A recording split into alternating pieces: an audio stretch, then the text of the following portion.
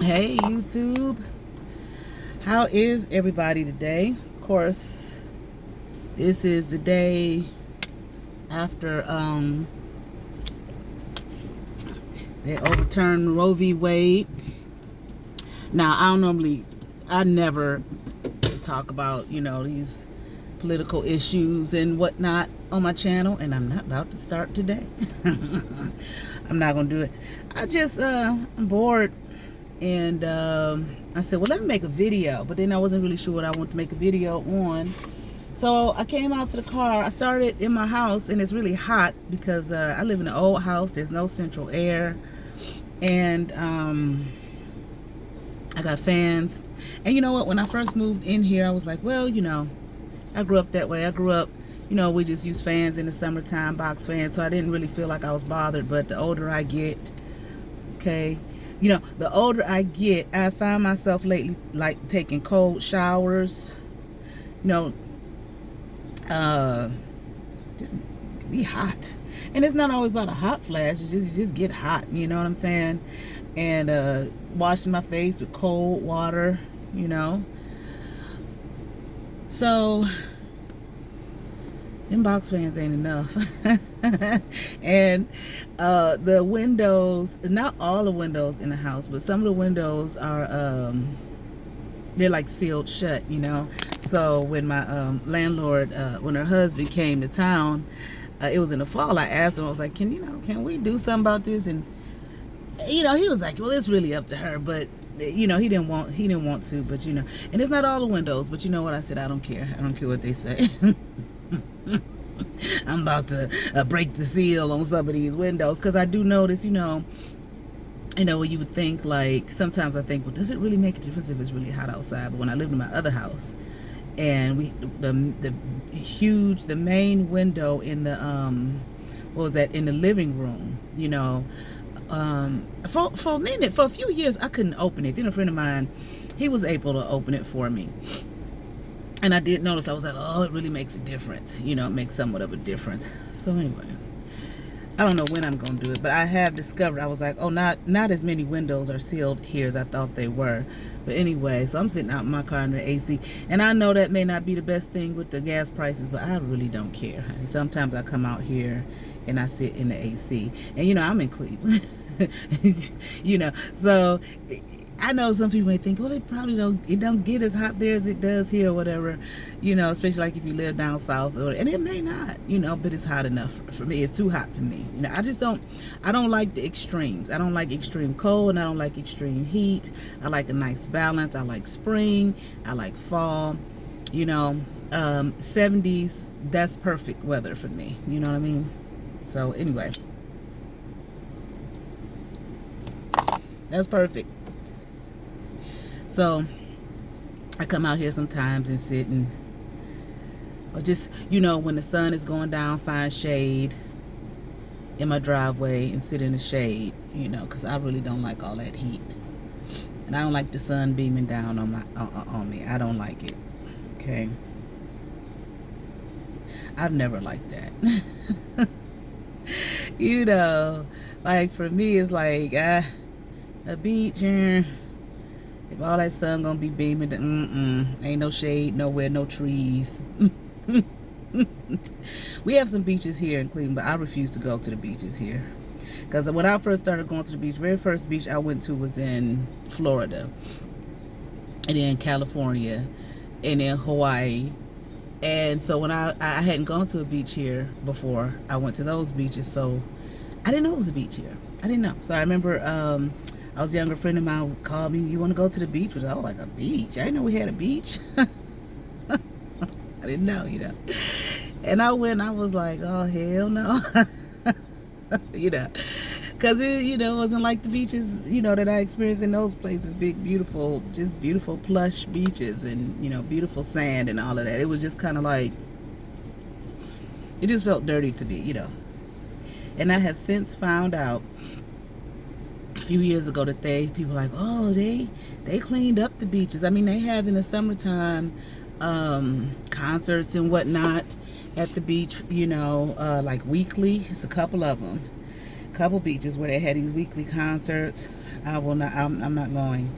You know, and it's just like I don't think that I can't say I don't like crowds. Sometimes I used to love crowds when I was younger, but I really don't care for them too much anymore. I'm not going. You know, I'm not going to hang out on the beach. However, I did find a beach. My mom showed me this beach here, a little teeny tiny beach, and off one of the main streets I didn't know was there, and that's really nice. It's really nice back there. It's like a hidden treasure. You know, I don't think a lot of people even know that it's there. You know, and I got me some nice rocks and everything, really pretty rocks. But anyway, I'm not going. I'm not going here to the beach. Okay, but one thing that I've been wanting to do for years, I don't know why I don't do it. Well, when I had planned to do it, COVID hit and they shut down everything, but they had jet skiing downtown, you know, on the lake, on Lake Erie. The lake that caught fire in 1970, whenever it was. But I still, you know, it's like, well, I'm here, I want to go, you know.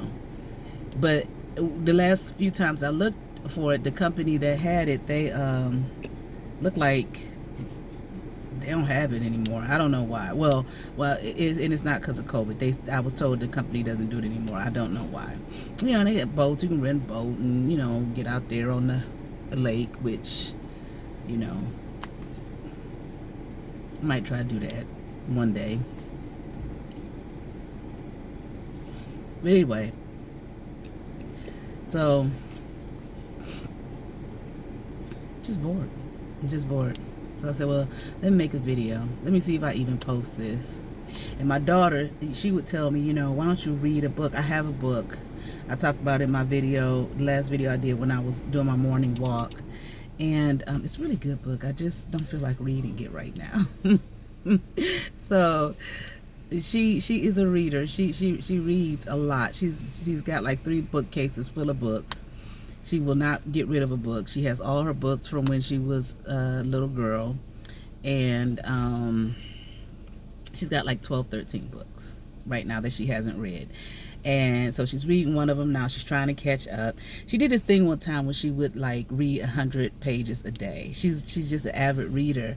And what I had done when she was like about 3 years old, I had found a picture of this little black girl sitting on a stack of books, and all the books, you know, they had the subjects: math, science, reading, writing, whatever.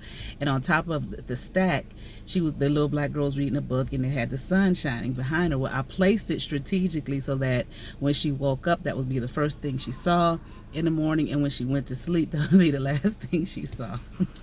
I said, let me see what happened.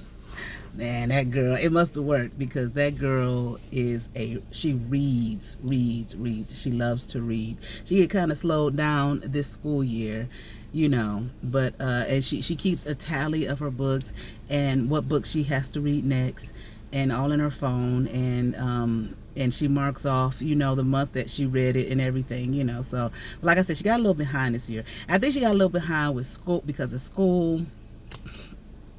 You know, sometimes we go through phases, so I think she might be going through a phase. So right now she's trying to catch up. She's reading Pride and Prejudice right now. She reads all the classics. She loves all of those. And, you know, I think it's great, you know, that she always wants to go to Barnes and Noble all the time. Let's go to Barnes and Noble. Let's go to Barnes and Noble, you know. Yeah, okay. You know what I'm saying? And one time we went, my mom went with us. My mom gave her a credit card. This girl got like $100 worth of books. And I was like, girl, you know. And my mom was like, no, that's fine. I'd rather her have that issue, spend money on that than, you know, bullshit. Well, my mom didn't say bullshit, but in other words, bullshit, okay? And all she likes is books, rings, and earrings.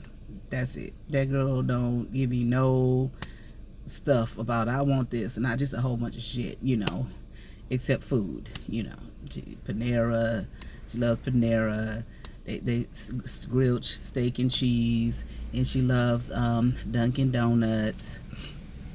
What is it?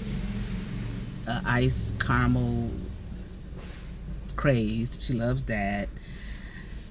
So, you know, that's her thing, you know, and she's a baker, and she's baking cookies, selling them, you know, and everything, so she can make her some money. Because what I was trying to do was make sure she got a job this summer, her first job, because she's 16. She'll be 17 in August. And Barnes and Noble, we went to Barnes and Noble, and because I was trying to make sure she got a job in doing something in an area of her interest, you know, not just work anywhere, you know.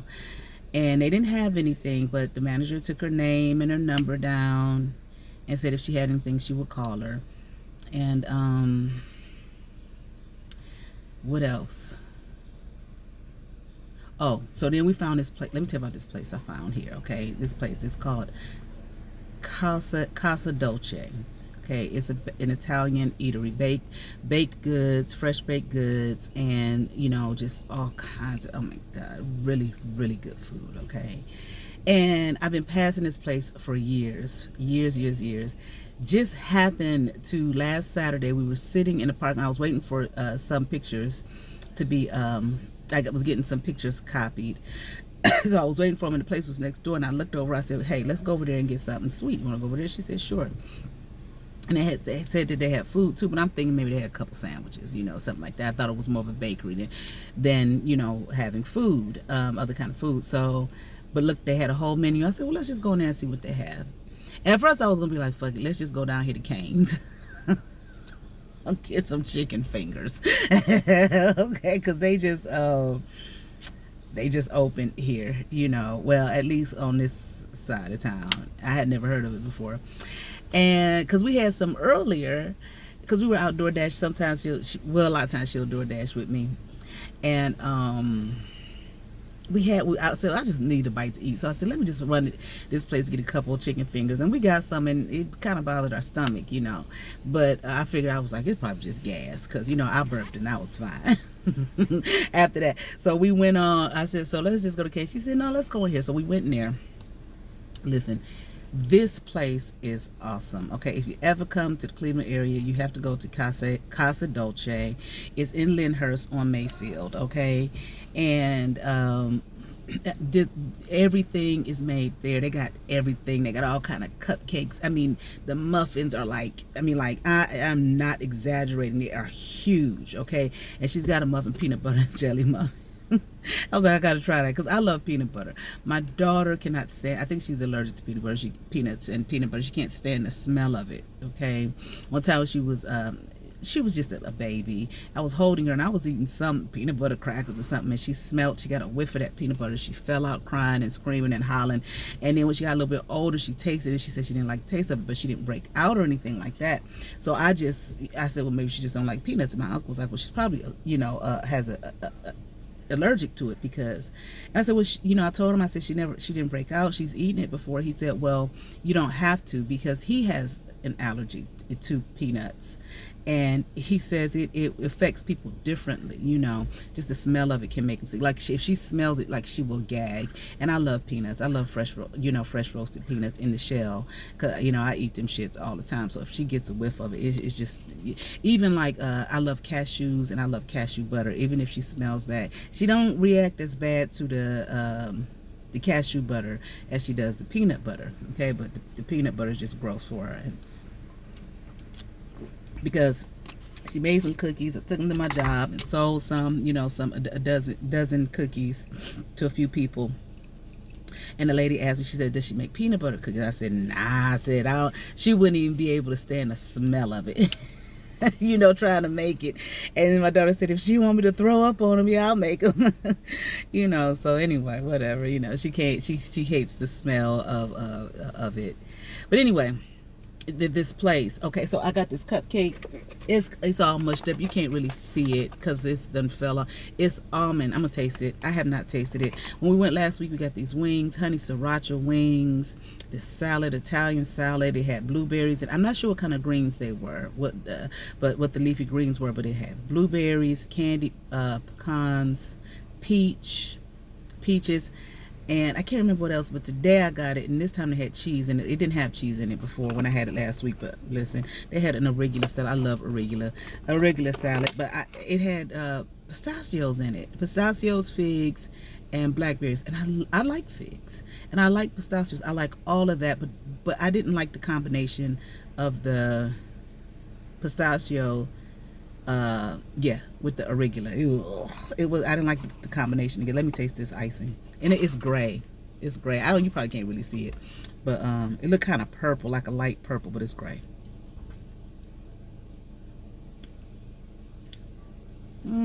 Icing is okay. Let me see.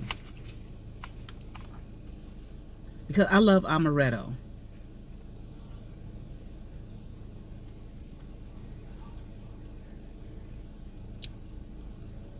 It's all right. I'm not that crazy about it. I be like, I wouldn't get it again. I mean, I would try other things there. Because what did I have last? I had a donut. I wasn't crazy about donut, I'm not gonna lie. But the food was slamming. They had macaroni and cheese. And then they had a buffalo macaroni and cheese. The lady gave us a taste. And it just tastes like macaroni and cheese with hot sauce on it. And I'm like, I don't know about that. But the plain macaroni and cheese was really good. But the wings were really good. The salad was really good. But I gotta try that peanut butter and jelly muffin. There's quite a few other things on there. And I know it's like I'm trying to lose, you know, I'm working on weight loss here. But I do my sweet thing.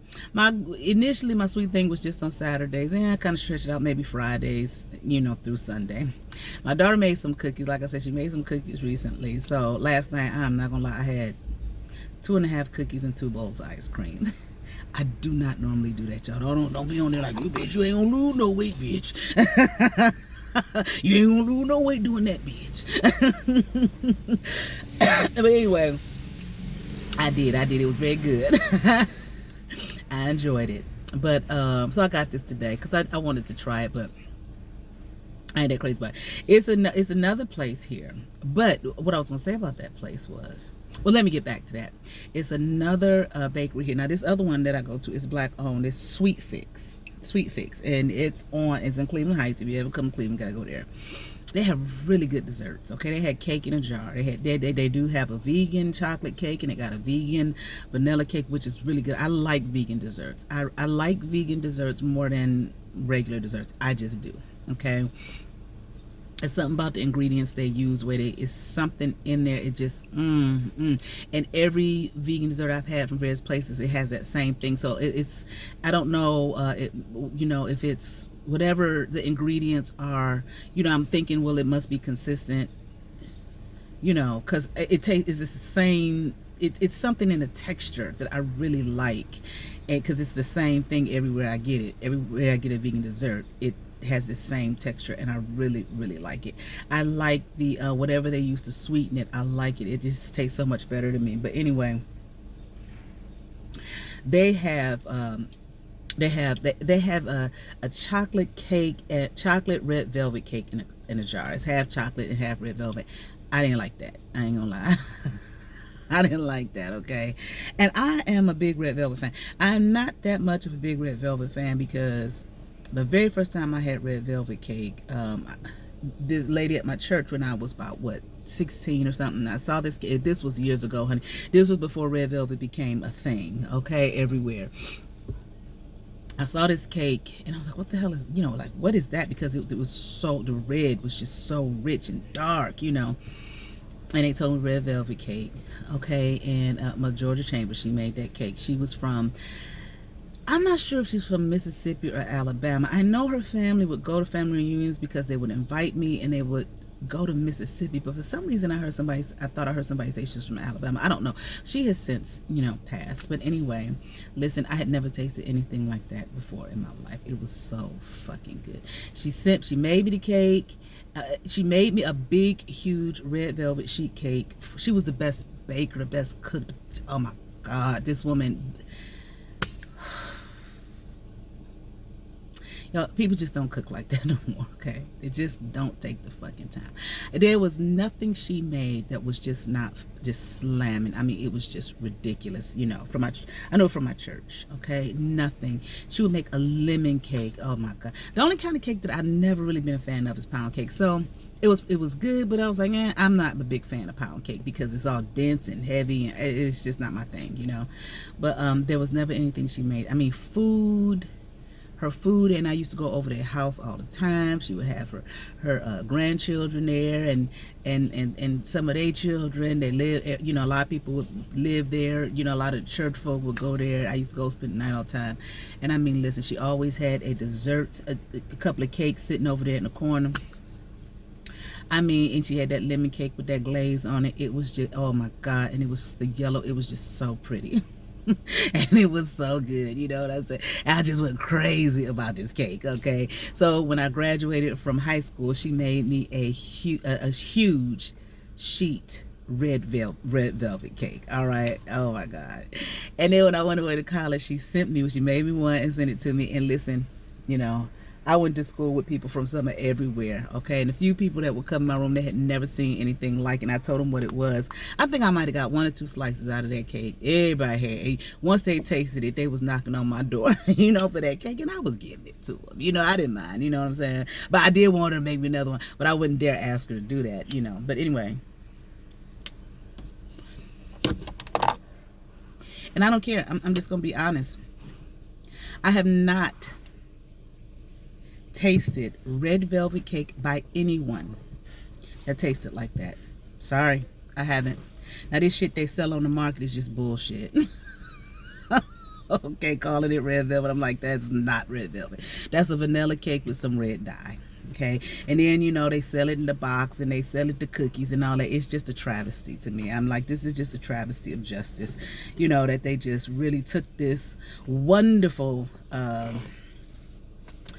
flavored here and turned it into straight commercialized garbage. Okay, but I have not. Now I did taste one person's. She was close. My daughter made it one time and she got real close.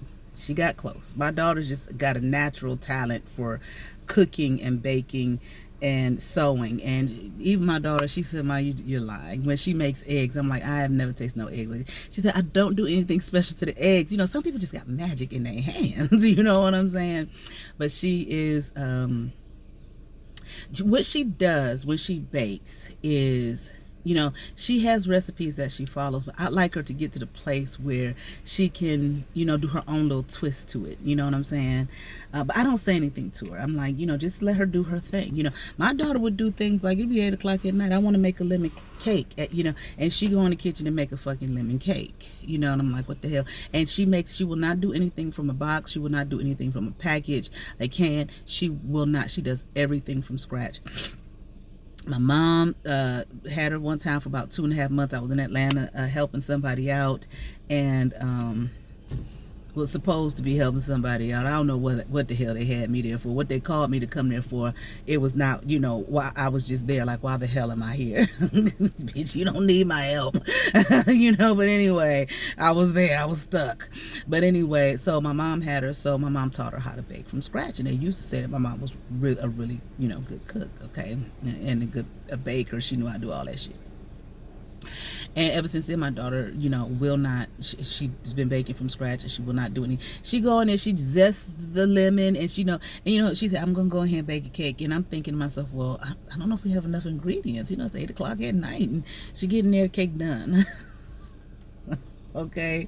The only thing that she says she has issue with and trouble with is icing the cake. Okay, you know, you got to be real careful with how you ice cake. But anyway, back to Sweet Fix. So they got really good desserts there, but sometimes they will have an almond cupcake. Listen, the first time I had that shit, I was like, oh my God, they need to have this. They don't have it every week. You know, they just have it every now and then. You know, so anyway. But honestly, since I've been working on this weight loss thing, I kind of detoxed, you know, and got some stuff out of my system, and was drinking all the green juice and the green smoothies and all that kind of stuff. I noticed that I used to do that way back in the day, and I noticed it cut my craving for sugar. So I sometimes, like when I had 2.5 cookies yesterday, but the first one I had, I was like, oh, it's just too sweet, you know, and it wasn't any different than she normally makes it. And I realized, well, that's because I used to eat a lot of sweets, and I've cut back, you know. So it's just like when something is just too sweet, it's just like, I mean, when I eat it and it's too sweet for me now, it's just like I don't really enjoy it, you know, like I used to, you know. But Those are two places. If you ever come, Casa Dolce and Sweet Fix. Really good. Really good. And I know there are probably some more other places around here too that have some really good, good stuff. Local places, Anyway, like that little bit of sugar, kind of gave me a little headache just now. So anyway, I can't put, my body on overload with the sugar, I don't even eat it. Like I said in some videos, I don't even eat as much fruit. I used to eat a lot of fruit. I don't even eat as much fruit as I used to, just, well, my stomach can't take it anymore, and it's just like too much sugar, too much sugar. But anyway, yeah, I was bored as shit, so I just came to make a video. I really don't feel like doing the religious studies thing right now. I'm trying to think. Yeah. But the red velvet thing is just a travesty. I'm just like, I can't believe people did this to red velvet cake. And I feel so sorry for the people who have not had Mother Georgia Chambers red velvet cake. I feel sorry for you. And if you think that shit that you're eating out there is red velvet, And I mean, even like the Sweet Fix, their red velvet is good. It has a general red velvet flavor, but it's not red velvet, okay? Not, I know y'all probably thinking, well, it wasn't her red velvet. Period. I promise you, if you had this woman's red velvet cake, you would just be like, oh, I see what you're saying, And I think one of her daughters has her recipe, and I tasted hers, and I went to her birthday party one time, and she had it, and it was like, it ain't. They used to call their grandmother, Mother Chambers, they used to call her Toad. They was like, it ain't Toad's red velvet. She thinks she can make it like Toad, but she can't. And I was like, oh, y'all don't say that. Don't say that. And I tasted it, and I was like, it ain't. It ain't Mother Chambers red velvet cake. I said it's good, but it ain't Mother Chambers red velvet cake, okay? But I am a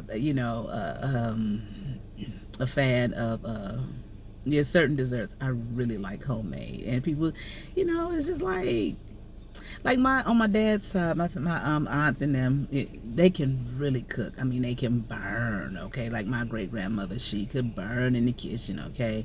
And I had two of my aunts one time. They had a contest, okay, cooking contest, and to me it was all good. You know what I'm saying? My daughter was like 2. Was she 2 when we went? She was sitting on my lap. She was slobbing that food down, boy, because it was so good. My aunt, one of my aunts, my Aunt Donita, she makes the best fried chicken, But people got to the point where they was like, we didn't want to do all that cooking no more for the family reunions and stuff. Yeah, that's y'all's thing. It's y'all's turn. And like I would go to these family reunions and these family gatherings and whatnot, and I couldn't wait to get there in the church gatherings and whatnot. Remember how when I was younger everything was made fresh, and it's just like, okay, here we got a big old pan of, Dave's, a grocery store here, they chicken. A giant eagle, you know what I'm saying? And it ain't bad, but shit, and they macaroni and cheese. Or they didn't make the peach cobbler fresh no more. I used to watch the older ladies. They be in there,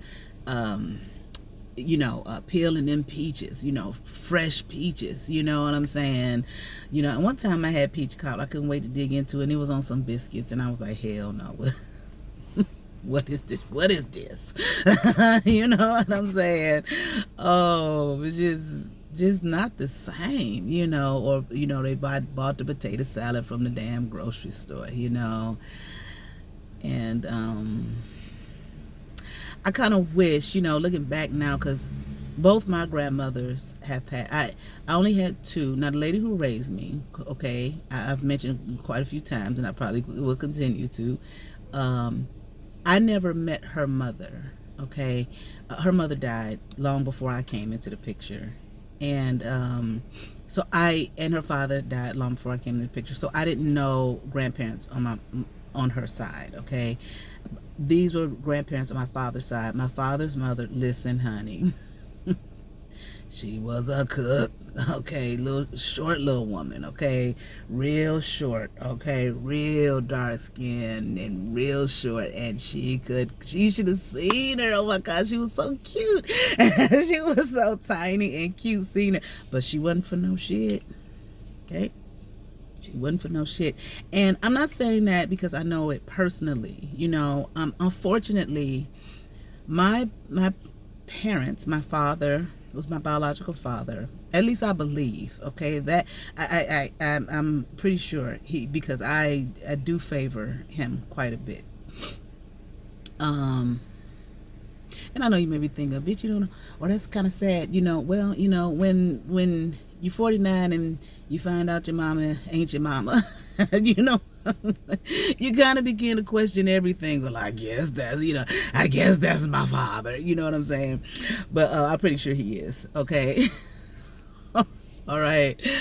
But anyway, because my parents had separated and divorced, and my dad wasn't really he went and did his thing, whatever, moved on, from city to city. I really wasn't around my father's people that much, unfortunately, which I had always wanted because I kind of knew them in the sense of, I could look at them and I knew I looked like them. Okay. I felt them. I understood them. I never questioned anything as far as they were concerned.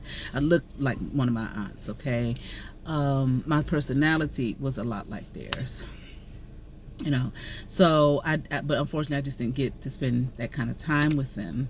I was, he left me with, the lady who raised me. And so I didn't get to be around them a lot.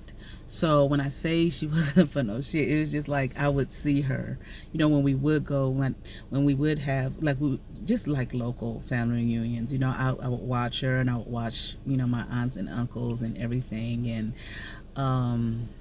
I really had fun, being around them, Sometimes it kind of felt uncomfortable because I really didn't know them, and I wanted so desperately to really know them, and I didn't have that, you know what I'm saying? I just didn't get to have that. And but I would watch her, I would listen to her. Every now and then I would go visit her because she lived right up the street from the church that I grew up in, which was her father's church. So sometimes on Sundays when I would go to church there, when I was younger, I would go, up, walk down the street every now and then. It wasn't something I did often, every now and then. And just talk to her a little bit. But her mother, which was my great grandmother, which I called her Big Mommy. We all called her Big Mommy. I did spend a lot of time with her. And when I got older. Well, what I would do was every Sunday after church we would go out to eat, and then we would go to her house and she would have more food. she cooked the whole meal, and it's well, Big Mommy, I thought you wanted to go here to eat, and it didn't take long where I realized, okay, I thought she would stop doing it, but I think when she saw that I was spending time with her, she would just cook, I don't know, but she would just want to go out to eat. Sometimes we would go out to eat to this buffet style restaurant that she liked, and then after that she would say, when we stopped going there, she would say, Nikki, go on and take me to KFC. It wasn't far from her house. She wanted their I don't know if she would get chicken. Maybe she wanted their coleslaw and their biscuits. And back then I liked Popeye's biscuits better. Popeye's was right across the street. So one Sunday I said, well, Big Mommy, can we go to Popeye's and get their biscuits? We went. And their coleslaw, she did not like it. Okay, she had it before. She only went that one time because I wanted to, but she made it clear, we ain't going there no more. So many words. Then we get to the house and she have all this food, you know what I'm saying? And it would just be me and her. But she would have enough food for big group of, well, not big, but a group of people, at least maybe 3 or 4 people. You know, maybe a little bit more than that. It would just be me and her, and I would put all this food on my plate, and girl, you ain't eating nothing. You know, she was from Georgia. You know what I'm saying? You need to put more food on that plate. And it was like, this is more than enough. I can't eat all this, you know. And so I would spend time with her. And then after we eat, we go in the room and talk for a little while. And I would always fall asleep because I just ate all that food. And she wake me up, and because I would go back to church on Sunday night. But anyway, so I was able to spend time with her. Now, my great-grandfather, I did not meet him or know him. He died when I was like 1 year old because, you know, he was like either 40 or 45 years older than her. Was that it? No, she was 18 and he was 45. So how many years is that? 27. So he was 27 years older than her. So he, you know, he was dead, you know. He had died. So I didn't get to meet him. Now, I do have a picture of him holding me. Well, he christened me. I was the last child that he christened. I have a picture on my intro for my tarot videos when I post it. Sometimes I forget to edit it to the video, but he was blind, you know. And I asked my aunt, you know, what happened, why did he go blind? And apparently she said she thinks, if she remembers correctly, I believe she said he had diabetes and didn't do anything about it. Never went to the doctor or anything, you know, for it. So it, you know, it's just uncontrollable, and he went blind, you know. But anyway, so I remember they used to say that he died of natural causes, but I'm thinking if that was the case, he probably died of some complications from that, you know. But nevertheless,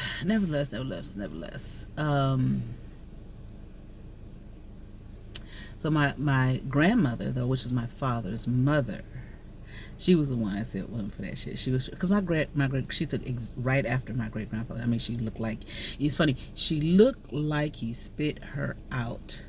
Okay, but yet at the same time, she did kind of favor her mother. Now, I know some people who probably knew them and saw them say she didn't look like him at all. I mean, like her at all. When I look at pictures, especially when she was younger, I do see my great-grandmother's face. You know, I can pick up the features looking at her face. And then my other grandmother was my father's stepmother. My father's father, with his first wife, which was a grandmother I talked about, who's real short, a petite little woman. They had 5 children, and then they both remarried, and then she had 5 more, and he married my father's stepmother. Now, she was the grandmother I spent, you know, all my time with. You know, I didn't know her as my step-grandmother, my father's stepmother. I just knew her as my grandmother, you know. And I spent, when I talk about in my videos that I went to church with my grandmother, that's who I'm talking about. And it's so funny because when I was a kid, when I was younger, well, yeah, people always thought that I looked just like her. And they would say it to me, oh, that little girl looked just like you. And my grandmother would just smile and laugh, you know. You can tell that's your granddaughter. She looked just like you. And I didn't look anything like her. You know what I'm saying? Well, I didn't think I looked like her, you know. I didn't look like her at all, you know what I'm saying? But I spent a lot of time with her, you know. She was pretty much like my homie. You know what I mean? I would hang out with her and her friends, you know. I used to love sitting with my grandma. Both of them, my grandparents, my father's father and my father's stepmother. The house that I was living in before, the house I'm in now, that was their home. And I used to love, when I was a kid, we used to go there so much. And they liked to fish. Okay, I hated that shit. My brother would love to fish. Okay, I think I went 2 times, and I was like, that ain't for me. You know, they would get up extra early in the morning, and I just did not like the whole thing. I like I said, when I was younger, I didn't like being out there, you know, the grass and the trees, and I mean, I just felt itchy, like, you know, get me inside. I don't like this, you know.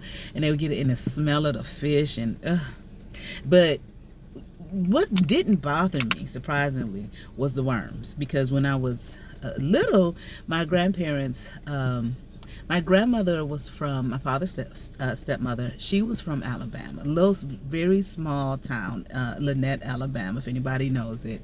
And I used to go down south with her almost every year of my life.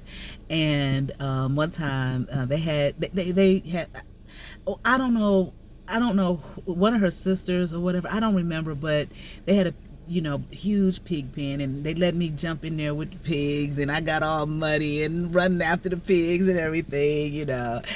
And when I would go with my grandmother down south, they just would just let me go wild. I was just a wild little girl, and they would just let me.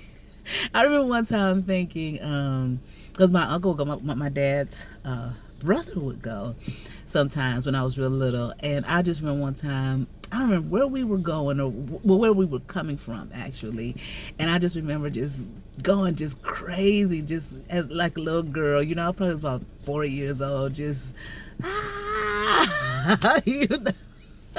just wild, and I felt so good. And I remember that moment, I felt so free because nobody was telling me, sit down, be quiet, quit making all that noise. It was just a spirit of just let her be, just let her have her fun, and it felt good, and I remember kind of thinking to myself, finally I get to be free, or like finally nobody's telling me to sit down, or nobody's trying to, basically, in other words, nobody's trying to tame me. I just can be free. And I knew within me, I knew I was like, this is only gonna last for a minute because I gotta go back home. You know what I'm saying? And my grandfather, we were getting, one time they rented, well, I don't know if they rented it or it was maybe one of my grandmother's sisters. They had one of those huge mobile homes, we rode in that, and it was like we would always go in these woods, these backwoods. My grandfather would get out and he'd be in this house or wherever it was for a long time, and he'd come out and he had a big old jar of some clear liquid. I know what that was. My granddaddy had this thing with me, like I was his baby. Don't nobody better mess with her. He called me Sandy because when I was born, my hair was really, really light, like kind of blondish color. And he was just like, so he called me Sandy, and he said, I always say, don't leave her alone. Don't nobody better bother her. That type of thing. Whenever we went over to their house, I'll run and sit in his lap. He wouldn't let nobody touch me, nobody say nothing to me. A lot of times he would be drunk, and had been smoking his cigarettes, had that smell of them cigarettes and alcohol. But,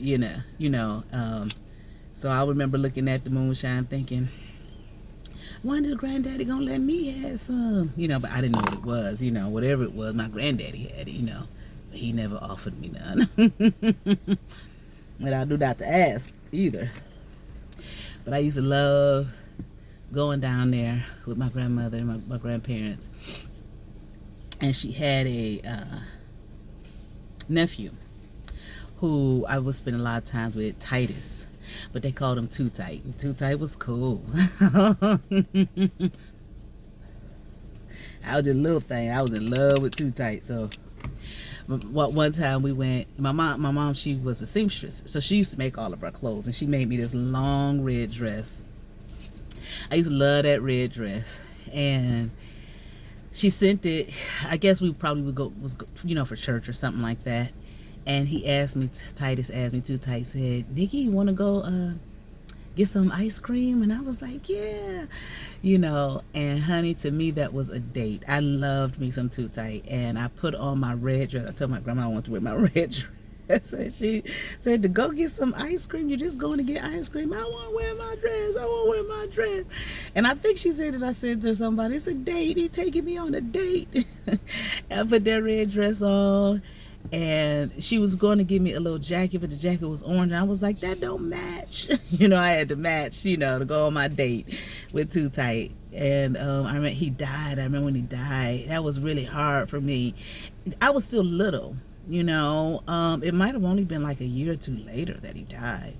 And we went down for the funeral. And I just remember looking at my grandmother, asking her like, is he gonna come back? And she explained to me the situation and that he wasn't. And I just remember feeling so sad, so sad that my love, because I loved him, okay, Too Tight was not coming back. And I just remember looking at him in that casket, and just my heart was just so broken. And they said that when we went to the repast, we went back to the house, his girlfriend, I was sitting in the chair, I guess I was looking pitiful, and his girlfriend said, Nikki, I love him, because everybody knew I loved Too Tight. He said, Nikki, I loved him. And my grandmother said, I looked at her and said, I did too. But I was heartbroken that he wasn't come back, and but nevertheless, and my grandmother's mother, I remember her name was Mary, and she was a sweet lady, sweet lady. She used to chew tobacco, she was chew tobacco, and just being down there, Now, I never met her father. Now, my grandmother, she looked just like her father. And out of all her sisters, I don't remember meeting her brothers. I probably did, but to me, well, her youngest sister looked like him too. But my grandmother did look like this man, because I seen pictures of them, of course. I mean, they look like twins, But anyway, my grandmother was an interesting woman. She was just a fixer-upper. She was a worker. She would, fixer-upper, and she used to, we were in the heart of the city. Her and my grandfather used to go out in the country, and they would get chickens and stuff and put them in the coop, in the backyard. And when it was time to eat them, she would wring their neck, And they used to burn all their garbage. They had a big old, tin can or whatever. They were them big, huge ones, and they would burn their garbage out there. We had two big, huge trees in the backyard. And me and my brother, my cousin, we used to play back there and get them leaves off the trees and put them in the remember the pie pans, and pick the leaves off the trees and put them in there and stir it up with a stick, talking about we couldn't greens. And we used to go back there and dig up the dirt and dig up the worms and everything. So when they went fishing, putting the worms on the hook, I liked doing that part, but because they would let me do that. But other than that, I was like, y'all can keep this. I did not like it. I think I went like 2 times, and I said, go fishing. I wouldn't go. And the thing is, my brother didn't go down south with us. That was just a thing. I don't know why he didn't. And I never asked. It was just a thing me and my grandmother did, But yeah, so many stories growing up. So many things I miss. And my grandmother used to, have her preserves. She made everything, and she had the clothesline in the bag and the sheets, and everything, drying. They had that old washer. I used to go down in the basement with her. They had the washboard and everything, and wash and see the clothes. You could look in and see the clothes, washing and everything. And I would go down there with her and watch her and everything. And then she'd take them clothes, wring them out real good, and go put them on the line.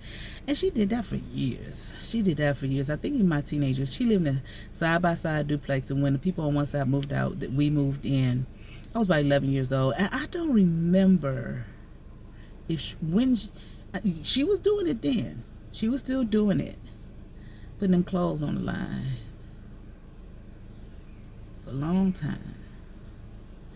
I think she eventually stopped. Maybe when she got much older, But I don't remember. It was something I didn't really, it was just something that was a part of my life, watching her do this. No, we didn't do it, My mom didn't do nothing like that, But I just remember all those years watching her do that and spending so much time with her, I spent a lot of time with her, I know her handwriting well, because I just was with her all the time, When I lived on the other side, she called me and said, Matlock on, and there's some greens on the stove. I would run over there and watch Matlock with my grandmother. And when I was little, there was these big trees in the front they weren't like directly in front of our house. There was our neighbor's house. It was in front of his house and a house across the street. So I remember when my grandfather was living, we'd be outside all night long, growing up, in the summertime. And my grandmother made that fresh squeezed lemonade, honey. And we go sit out. They would sit out on the porch. They didn't sit in the house. They sit out on the porch, all day. Had a phone out there and just talking to the neighbors who were sitting out on the porch. The neighbors on this side, on this side, they were upstairs, so her and her husband was sitting out on the porch upstairs on their balcony, and they'd be talking to each other, and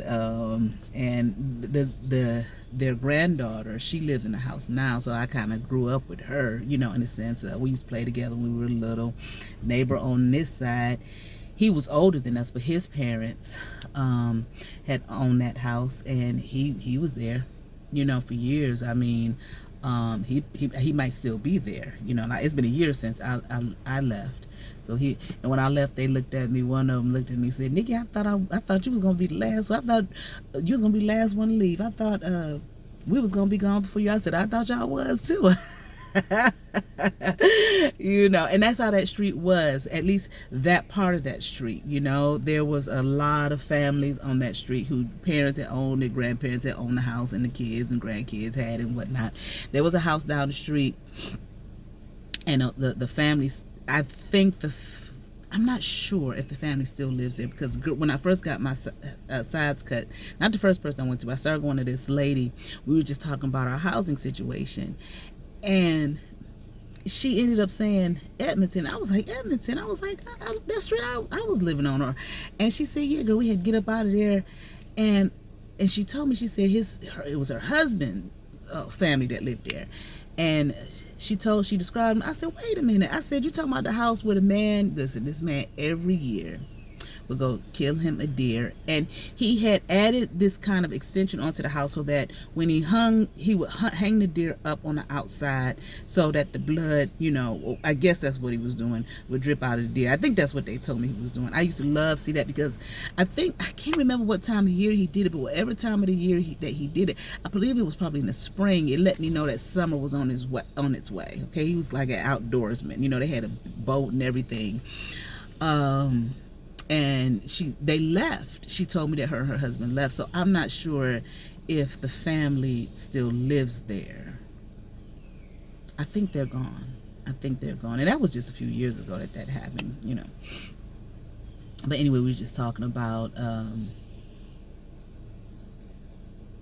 the street and everything, how so much had changed and everything, and the area, has changed. And I not so much a crime field type thing, because it was in the inner city, but more so a lot of the houses abandoned, crumbling to the ground, them tearing down houses left and right, the businesses closing out. Last time I heard, the student population in the area for the high school was only like 300. I mean, it's just like just shutting it down. And they got plans for the area. I guess they say they're going to try to make it an arts district or whatever. I don't know, But anyway, yeah, so a little bit on my grandparents. But my grandmother, my father's mother, listen, she could burn, baby, in that kitchen. Her and her mother, my grandmother, my great-grandmother, my big mommy, they was some cooks. But I had wished when I got older, now it's like, I love to cook, It's so funny with my when my aunt had the cooking contest, and I watched my daughter, the way she was eating the food, like she always like, I cook greens, I cook all of this. She doesn't eat this like this, And I'm a pretty decent cook, but it's like I kind of wished, because I guess I kind of felt like maybe a lot of people felt that was just going, that type of lifestyle, that type of living, everything fresh, so on and so forth, was just going to continue on, was just going to keep on happening. And it just didn't stop, And it's like, man, I kind of wish I spent that kind of time with them, that kind of quality time, to learn how to make, make these foods, sitting in the kitchen, learn their secrets and whatnot, instead of letting it just kind of die. You know what I'm saying? My aunts is just like, they ain't cooking like that no more. you know. And I understand, you know, they did their time, putting all that time in and cooking. You know, you think, you know, like I'm 50 now, and you think, you know, but you're not a kid anymore. You know, you're not, you know, the 15-year-old or the 20-year-old coming home from college for the summer for the family reunion, and everybody done did the cooking for you. You know what I'm saying? You know, it's like they lived in their parents did it, or their grandparents did it, and then came their turn, and then they were doing it, you know. And what we were doing for a while on my dad's side, family reunions, they never had any kind of these big, huge family reunions people have, you know, just local stuff. But then what they started doing, we would meet up, go out to eat, and then go back to one of my either my aunt's house or my uncle's house, and, you know, have, you know, little dessert cookies and stuff, and, you know, they had their beer and whatnot, and me sitting around there talking, you know, smack, having a good time, enjoying one another's company, you know. So my mom, on my mom's side, the lady who raised me, their family reunions, I remember their local family reunions, which I really enjoyed that. The big ones, I never went to any of them. I think I went to one, and it was here. It just seems so impersonal to me, and it's like I don't know everybody here, you know. And I know you may say, well, get to know the people, and that's true, you know, but I think by the time they had the one here, they had been doing it for years, and I never went to the big ones, because a lot of times I simply was not here. I was not living in the area. I was either in school or somewhere, living somewhere else, and, you know, it wasn't anything that I, you know, could put my money towards or was willing to put my money towards. And you know, I really liked the local, you know, immediate, you know, aunts, uncles, cousins, that type of thing. You know, I like that kind of intimacy. And the lady who raised me, one of her sisters, she was an excellent cook. She was a great fucking cook, you know. And she did make they did have her put like a little cookbook together for the family, you know. But see, a lot of times, you know, back then, it's just like, it wasn't a thing of, you know, these measurements. I don't know how to measure it out. I just, you know, we just add the seasoning. We just add it till, you know, we realize and know that this is enough or whatever. So you're asking me to put a cookbook together and then trying to figure out measurements so that everybody can, you know, flow with it. And it's just like, that's just not the nature of, you know, how it was done. So it may not taste exactly the same, you know. I have it. I think I still have it. The cookbook. I made maybe like 1 or 2 dishes out of there. Hey, you know, I made 1 or 2 dishes out of there. Was that your sister? No, that was a friend. Oh, okay. Yeah. You came back from a trip from New York City. Oh, okay. Yeah. How long were you there? So I actually visited a friend in Syracuse first. I took the Amtrak up there. Mm-hmm. And then I spent 2 days in New York. Okay, how was that? It's good. It was. I'm sure it was in Manhattan. Yeah. Yeah. Okay. So all right. it was a good time, just to relax before classes start again next week. What? Yeah. I thought you were finished for the summer. No. Well, technically that was my summer break. Oh, how did you do on your? Obviously, you did well. Well, the grades come out. Well, there's no grade; it's just pass fail. Okay. And that comes out July 6th. Okay. So. You passed. Fingers crossed. How are you doing? I'm doing well. Doing good. Thank you. So do you. We look good. All right. See you later. But yeah, you know. So, what else was I talking about? Yeah, you know, if I start talking about family, man, I can go on and on. If I talk about experiences and growing up and whatnot, and all the wonders of that, you know, and it was good. You know, despite finding this information out about my origins, I had from my vantage point, from my viewpoint, and where I was. Oh, I hope I'm not in this way. No, you know, and whatnot. I had a really great upbringing. You know, I had some really awesome people in my life. You know, me and my brother, we had 2 babysitters. They were sisters, and they got me as soon as I was born, basically. You know, when they said, we got you right away. and when they started babysitting us, but they were just teenagers, and we were very close to them. Their parents, mama and daddy, we called them mama and daddy. We grew up with them, basically.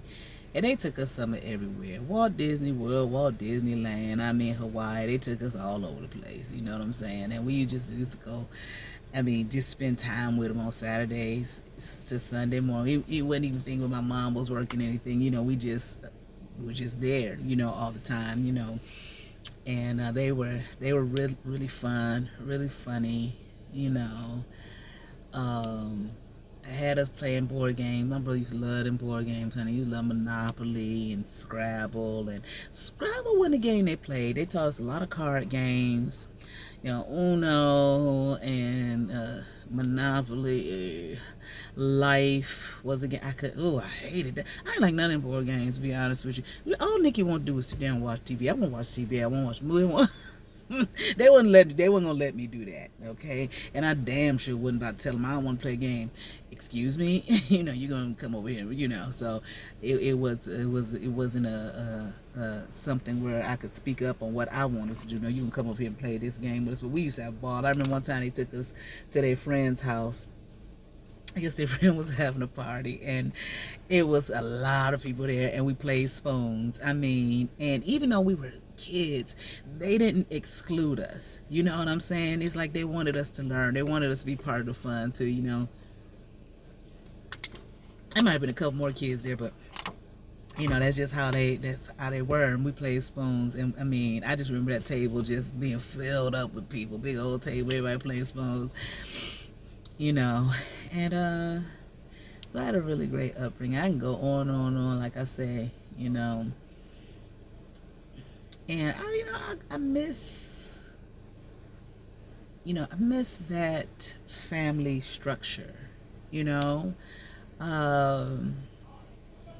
grandparents and, aunts, uncles, cousin, everybody, just around. I used to go to my grandparents' house, and my uncles would be there, and I didn't really see my aunts there too much, but my dad's two brothers, because they basically grew up there with them, and the house just be packed full of folk, laughter and fun, and probably folks fussing too, but I was too young to really know what that was all about or what was going on. Probably didn't pay no attention no way, Back there, you better not pay no attention.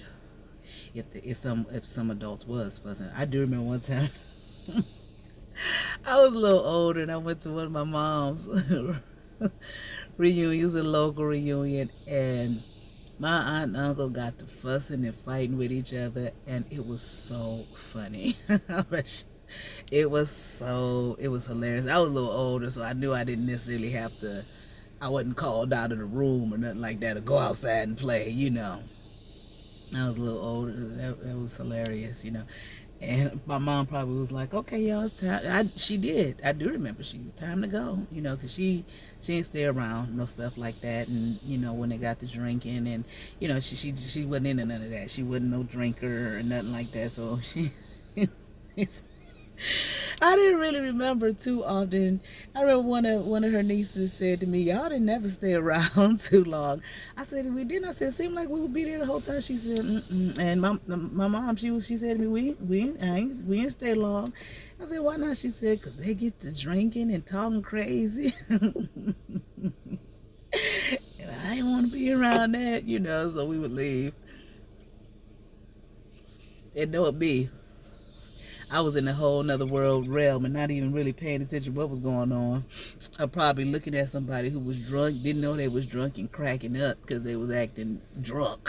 You understand what I'm saying? Or tipsy, folks get a little silly and even if they don't get silly, you see they walking different or talking different. I used to laugh at stuff like that, when I was a kid. It was funny to me, Anyway, so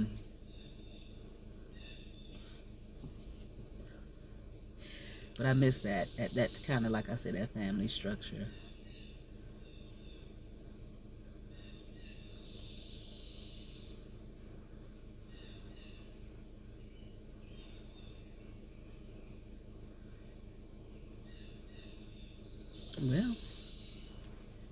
That's all I got.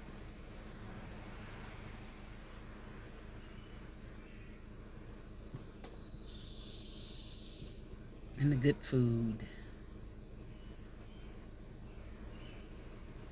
There's a feeling I feel of, I don't know, I guess everybody's different. I was gonna say maybe it's a feeling of, a kind of a safety or security. When you're young, again, you grow up with that.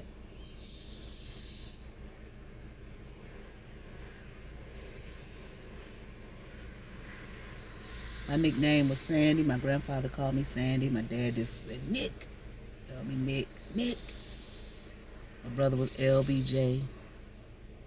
That was my uncle, my dad's brother. Called him LBJ. Lil Brad Jr.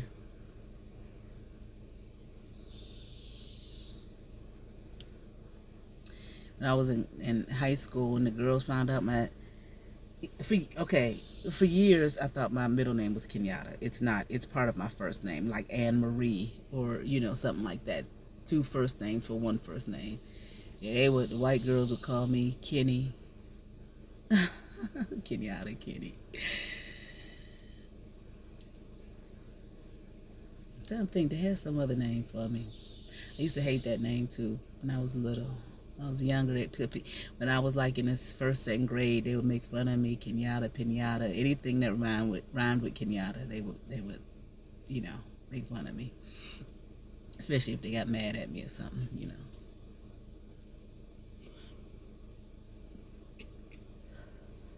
They start calling me that, I start crying.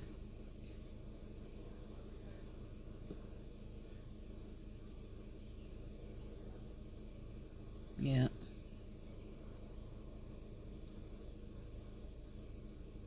I don't know.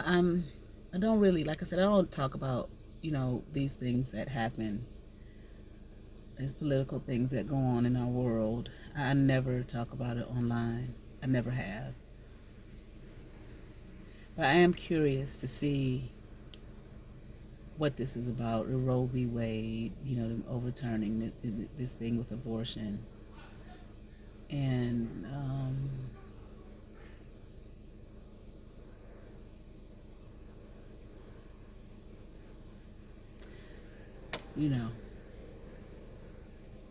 what's going to happen now. No, abortion isn't anything new. It didn't just start when they made it legal, and I'm not talking about quote unquote back alley abortions. Well, people don't want something, they find a way. Okay. I was in a community when I was with the Hebrews, when sometimes girls would get pregnant, and if they didn't want to keep it, they found a way to eliminate it without going to a clinic. I don't know about now, but it was stuff online years ago, telling you many ways to abort without having to do that. Go to a clinic or have somebody stick a hanger up in you and all that kind of shit. Which I do know of a story where that happened to the girl, almost died. And this was when abortions was legal. She didn't want her parents to know. And someone, I don't know who it was kept from me. Okay, but someone that was a part of the church body that I was a part of here in Ohio. And this girl almost died, trying to eliminate. It's funny, my father's stepmother, my grandmother, her sister, when they were younger, she got pregnant, and she actually married the man that she got pregnant by. They were married to the day he died. They were like, teenage sweethearts, and she. This gonna sound crazy. What she did to try to get rid of these babies, she jumped off the roof.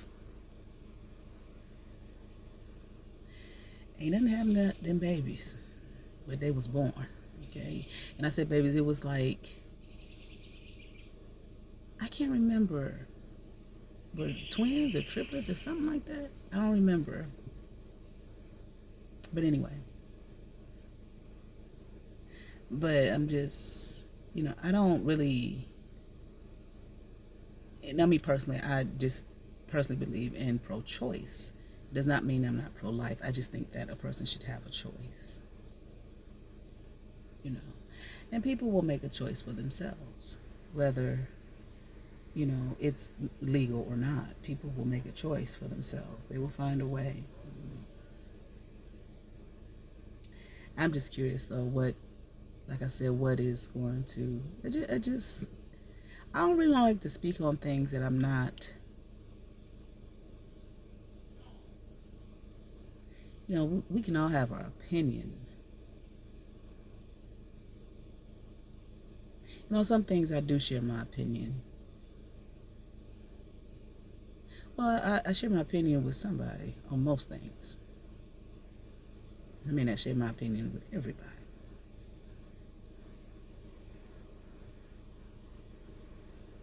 And I'm not always in favor of sharing so much of my opinion online,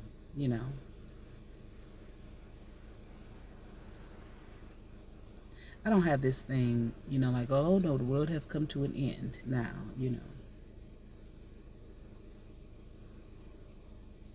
I just like to see, I don't like where my locks feel right now.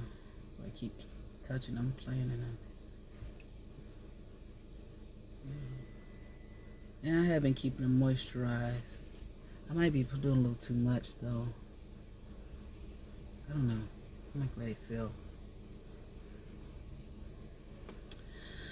But anyway, I'm just, like I said, just curious to see how people are going to respond. And I mean, I don't mean all of the talking points or the some of the stuff they put on the news, and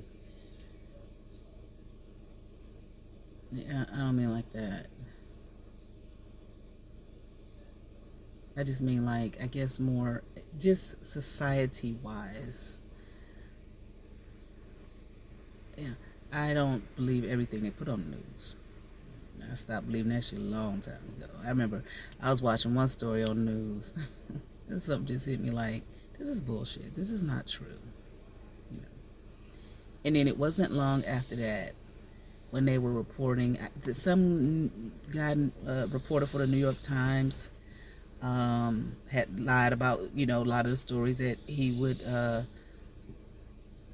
he reported. He admitted they were lies. They weren't true stories. And come to find out, they were saying that, that happens.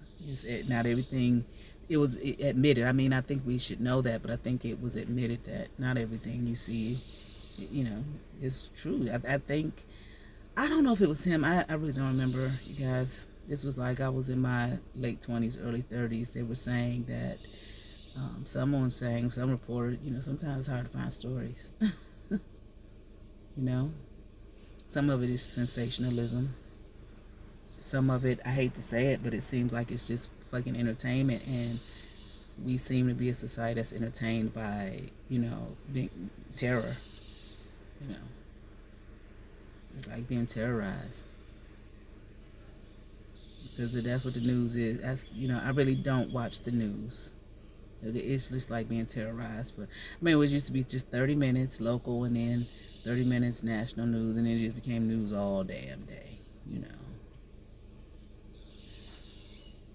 I remember when it was like 30 minutes, they would have the 12 o'clock news, the 6 o'clock news. I think they would have news early morning too. It was like the last, like maybe 5 minutes. Probably not 5 minutes, because it was only 30 minutes long. And then you got to factor in commercials, But the last few minutes, they'll have some kind of positive story, But it's just, I remember one time I was watching, I was younger, I was like, I'm scared. And they just like stop watching that shit all the damn time. you know Sometimes you can sit in your home and just watch that kind of stuff all day or all the time, and that becomes your reality. When I say that, I don't mean like you can go out the door and somebody gonna do something to you. I don't mean like that. I mean, in your mind, you just become afraid of living, afraid of being, afraid of life, afraid of existing. Everything is bad. So I remember my mom, she used to watch it all the damn time, and then watch them after that, Law and Order, CSI, all the time. And I watched her change. And it's like she went from being this kind of, I don't know, it just seemed like she was just scared of everything all the time. And, you know, how you want to go to this store? No, they over there, they hitting folk. They beating up the old people, Okay.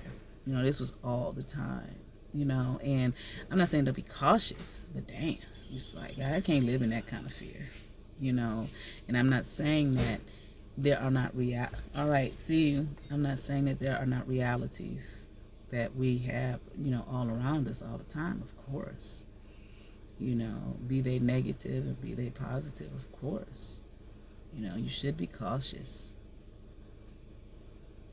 But the fear, the constant state of fear, I'm scared, to walk out my door, I'm scared to do whatever.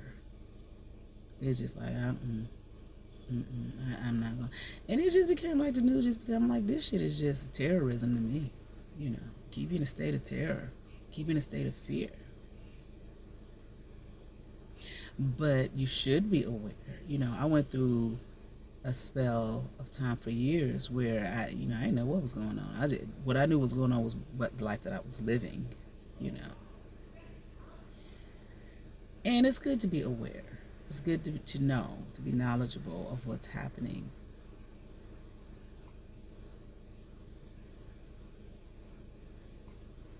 I don't know, what was that thing? I was watching this thing about Monique yesterday. I think the video was called The Rise and Fall of Monique. And I watched it for a couple of days because it was about 2 hours long. So, I didn't even finish it because I was like, it just got so heavy and so dark and so dismal. I was like, that's enough. When I feel my body start feeling a certain way, I'm like, I'm turn that shit off, And I can't remember what I was thinking about today, but whatever it was, it made me think about that. And then it's her with the D.L. Hughley and all of that type shit. And I was like, man, even comedians can't just be comedians. What about this, the state of laughter? I remember, I don't know if it's true or not, but when I think I was in seminary, and they were talking about, because some people, like in the church, they would be so super serious, just serious. This is me and God. God ain't funny. God don't laugh. No, ain't nothing funny. And yeah, this woman made a statement about, if you pay attention in the Bible, there's no laughter in there or anything like that. Okay. And I was like, well, my friends used to tell me all the time, God got a sense of humor. God do have a sense of humor. You look at the way some shit pan out in your own life or whatever, it's like, God got a sense of humor. And, now I'm speaking from the Christian perspective, understand, okay? The Judeo-Christian perspective. It is like, if we're made in his image, I think it does say something about laughter is good for the bones or something like that. I gotta find it. And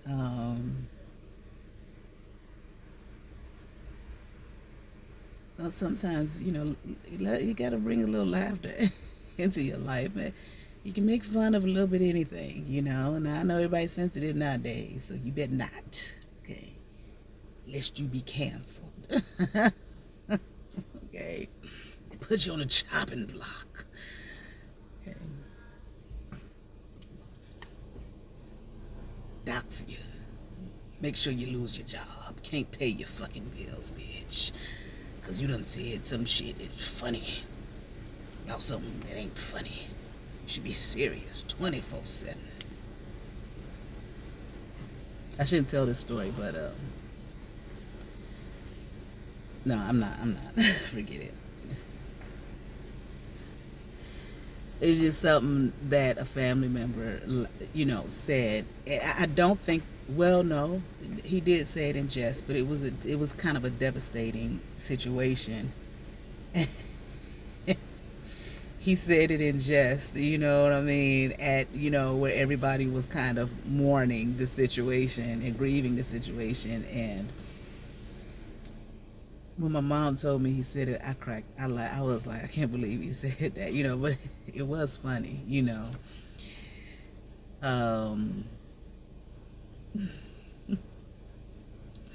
But anyway,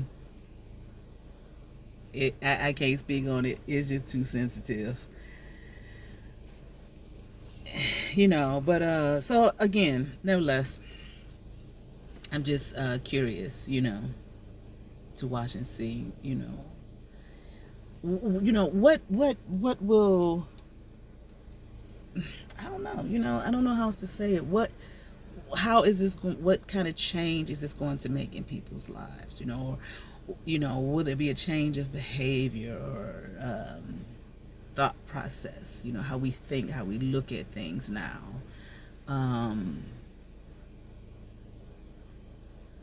what will women do who may find themselves, impregnated, but this law is in place,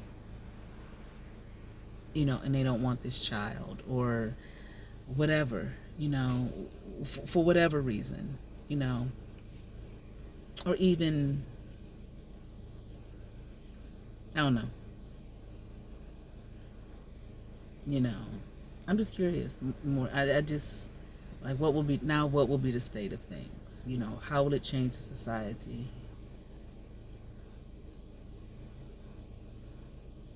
Which I'm sure when it became legal, folks was thinking the same thing. Now, how is this going to change our world? You know what I'm saying?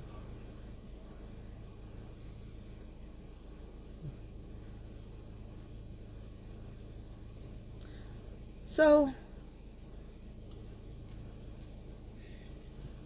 that's all I got. I think I really didn't feel like doing a religious studies thing tonight. I don't know, I bought my book out here, but I don't feel like it.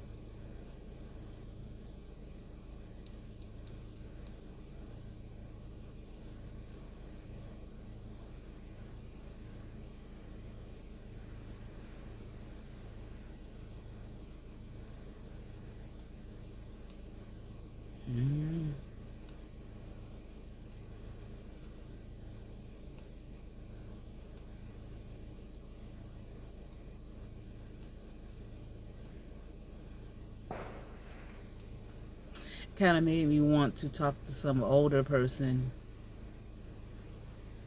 who was living when it was, was living when it wasn't legal. What was it like? What was the world like? What were women like? What was the birth rates? And that kind of thing I could look up. Just what was life like? And from your perspective, from their perspective, how, when it became legal, how did you see things change? What was the change that you saw? Do you think it was for the better, or for the worse? And that will probably vary from person to person. Their thoughts on, if it became better or worse,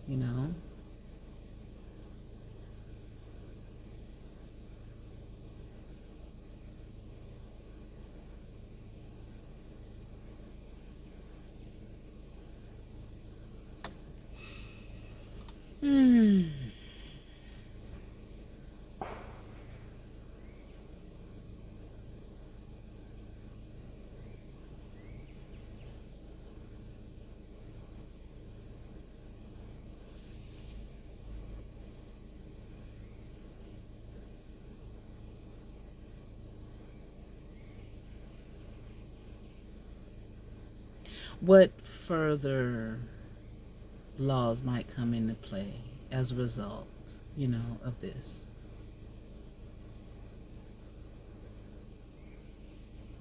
And again, me asking these questions is not about my opinion about it, what I think about it.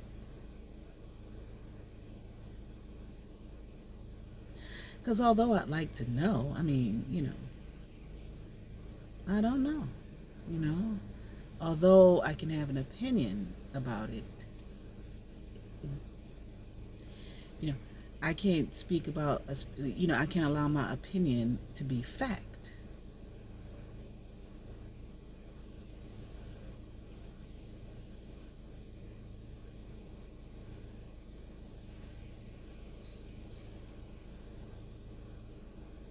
I don't know.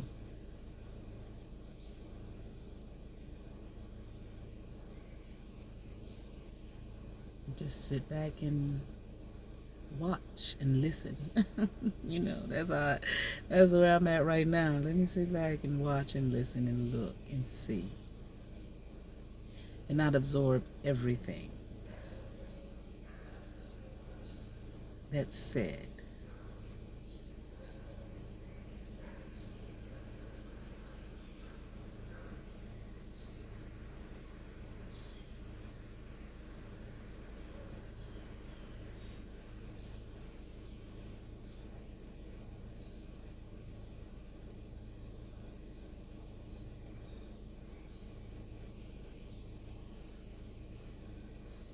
Sometimes things don't, always go or happen the way we think they're going to,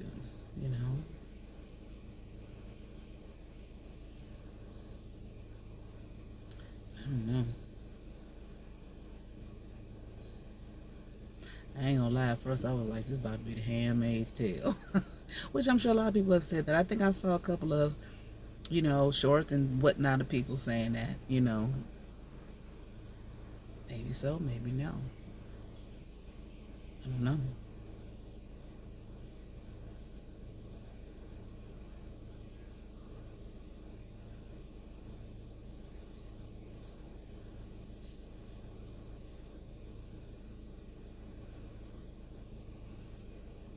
You know.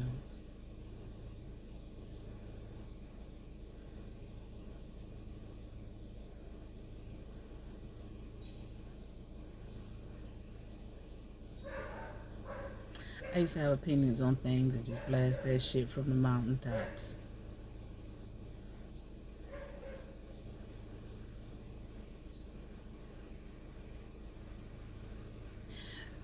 But in my life, I've had a lot of moments, like when what I thought it was going to be, or that what I thought was going to happen didn't, or this particular opinion is not what I, that I had. It didn't turn out that way, or something wasn't what I thought it was, or what I was so sure that it was.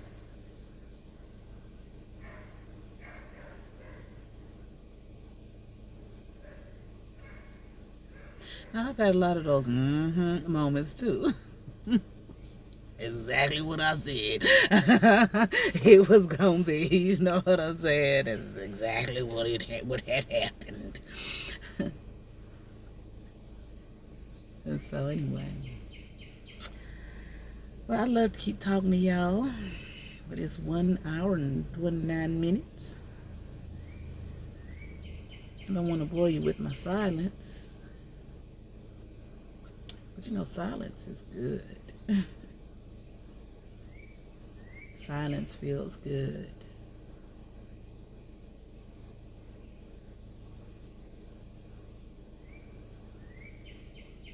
It's just something about silence.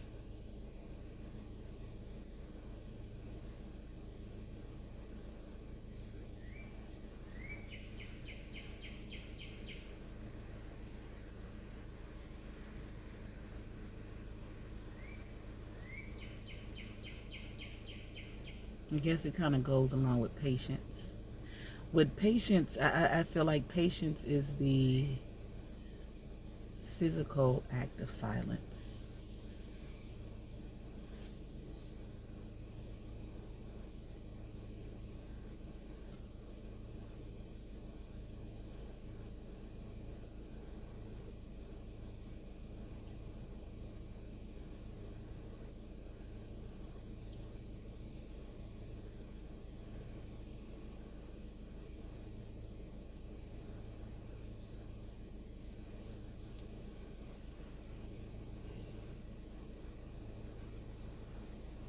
Well,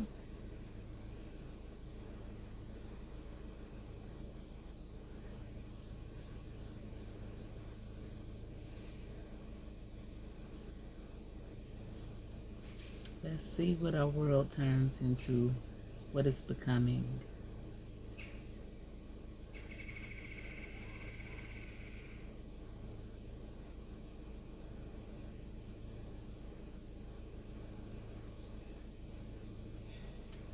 I guess that's it.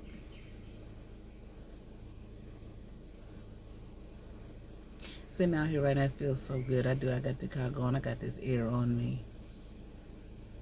It's getting, dusk outside. Listen to the birds and everything. It just feels good. All right. Y'all be blessed. Peace.